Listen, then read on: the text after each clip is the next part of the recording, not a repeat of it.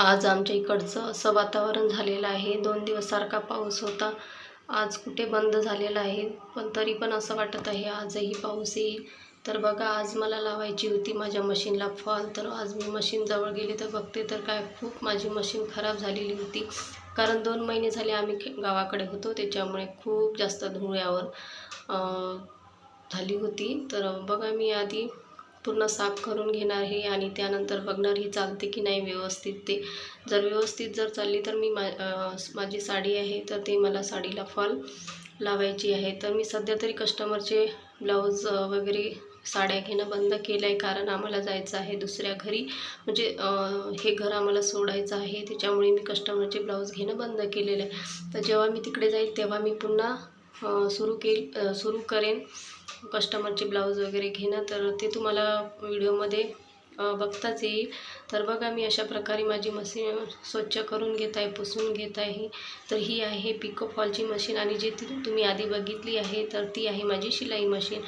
तर बघूया आता कशी चालते। तर इकडे माझ्या मशीनला मोटरसुद्धा आहे, तर मी मोटर बसवून घेतलेली आहे, त्यामुळे पायडल मारायचं काम नाही आहे। आणि तिथेच बाजूला माझे डबे वगैरे आहे ते जुने, त्याच्यामध्ये रील वगैरे आहे। आणि बघा, ही साडी आहे, तर या साडीला मी आता फॉल लावणार आहे। तर मी याच्यावरचा ब्लाऊज शिवलेला आहे, मागे शिवलेला आहे, तर साडीला फॉल माझी काही लावून झाली नाही। म्हटलं आता वेळ आहे, कारण आता सध्या तरी आम्हाला नवीन घर सापडलेलं नाही आहे, पाहणं तर सुरूच आहे। तर म्हटलं आहे थोडा वेळ, तर मग ही साडीला फॉल लावून घ्यावी, पसारा नंतरच भरता येईल जेव्हा आपल्याला घर मिळेल तेव्हा।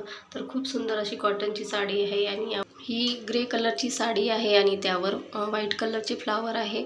तर ही माझी स्वतःची साडी आहे। तर आता वेळ आहे मला, म्हणून म्हटलं करून घ्यावं, कारण आता सध्या तरी आम्हाला घर सापडलेलं नाही आहे, तर पाहणं तर सुरू आहे। तर आणि कस्टमरचे सुद्धा आता सध्या मी घेणं बंद केलेलं आहे। कस्टमरचे जेव्हा माझ्याकडे साड्या आणि ब्लाऊज असतात तेव्हा मला माझे स्वतःचे साडीला पिको फॉलसुद्धा करणं होत नाही किंवा ब्लाऊजसुद्धा शिवणं होत नाही। तर बघा, माझं इकडे साडीला फॉल लावणं झालेली आहे आणि आता झालेली आहे चहाची वेळ आणि वातावरणसुद्धा खूप छान झालेलं आहे। आणि अशा वातावरणात अद्रक टाकून केलेला चहा, गरमागरम चहा घेण्याची मजाही वेगळीच असते। तर बघा, इकडे मी चहा केलेला आहे आणि चहा आता घेणार आहे। वातावरण आमच्या इकडचं खूप चेंज झालेलं आहे, आभाळ हे काळभोर आलेलं आहे। तर आता बघू काय होतं, मला तर वाटतं पाऊसच येतो।